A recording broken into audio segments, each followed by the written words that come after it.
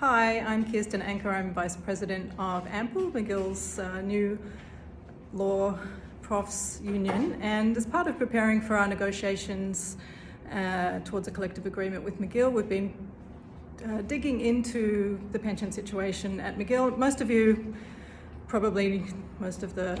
profs at McGill probably know there's a two-tiered pension plan depending on when you joined McGill. So post 2008 there's simply a defined contribution plan, whereas before that there's defined benefit, which means you have a kind of guaranteed minimum. So that's something we were looking at, but since then we've discovered that there were some amendments that we think are very problematic, and so we asked a pension specialist, Kevin Skerritt, to dig into that for us, and he's going to explain a little bit about what happened. Hi, Kevin.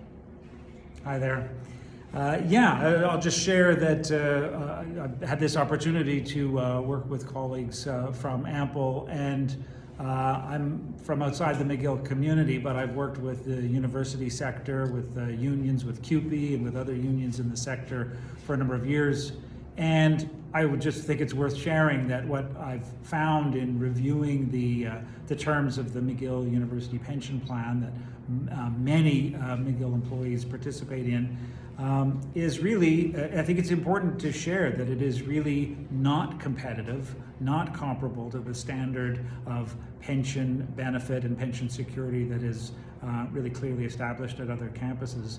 And I think it's also important to share at this stage that some of the way that the amendments and changes to the plan, including this establishment of a two-tier structure, has been handled and managed in a way by the administration that is very unilateral, and I would suggest has not been communicated clearly and transparently in the way that we would want and maybe assume is happening. We don't have time on this video to get into the details of this, but I think it's important to share that this is something that's being taken very seriously.